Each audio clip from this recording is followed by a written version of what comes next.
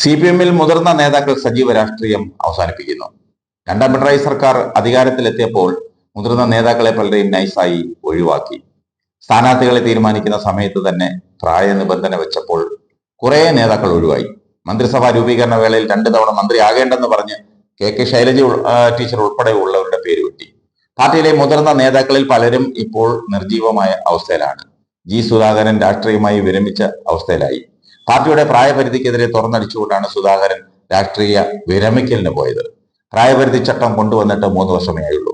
ചട്ടം കൊണ്ടുവന്നവർക്ക് അത് മാറ്റിക്കൂടെ എന്നും ഈ ചട്ടം ഇരുമ്പുലക്ക ഒന്നുമല്ലല്ലോ എന്നും സുധാകരൻ ചോദിച്ചത് വലിയ ചർച്ചയായിരുന്നു. 75 വയസ്സ് കഴിഞ്ഞുള്ള വിരമിക്കൽ പ്രസ്ഥാനത്തിന് ഗുണകരമാണോ എന്ന് പരിശോധിക്കണമെന്നും സുധാകരൻ ഒരു വേള അഭിപ്രായപ്പെട്ടിരുന്നു.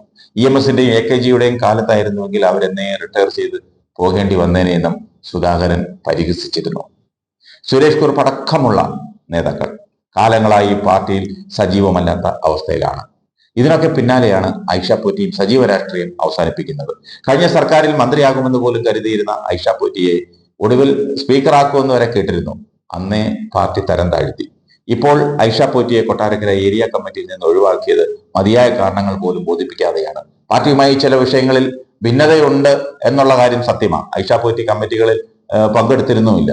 MLA ആയിരുന്നപ്പോൾ മുൻകൈയെടുത്ത് നടപ്പിലാക്കിയ പദ്ധതികളുടെ ഉദ്ഘാടന ചടങ്ങുകളിൽ പോലും പേര് പരാമർശിക്കുകയോ ക്ഷണിക്കുകയോ പങ്കെടുപ്പിക്കുകയോ ചെയ്യാതിരുന്നതാണ് ആ ഭിന്നതയ്ക്ക് കാരണം. പരിപാടിയിൽ നിന്നെല്ലാം അവരെ ഒഴിവാക്കി നിർത്തി.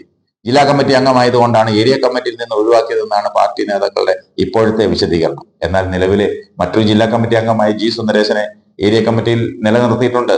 മാത്രമല്ല ജില്ലാ സമ്മേളനത്തിൽ ജില്ലാ കമ്മിറ്റിയിൽ നിന്നും അവരെ ഒഴിവാക്കുമെന്നാണ് ഇപ്പോൾ കേൾക്കുന്നത്. കൊല്ലത്ത് പാർട്ടിയിലെ ഇപ്പോഴത്തെ പോക്കിൽ അതൃപ്തിയുള്ള നിരവധി നേതാക്കൾ പാർട്ടിയിലുണ്ട്. ഇവരെല്ലാം ഇപ്പോൾ പതിയെ രാഷ്ട്രീയം തന്നെ അവസാനിപ്പിക്കാനുള്ള വഴി തേടുകയാണ്.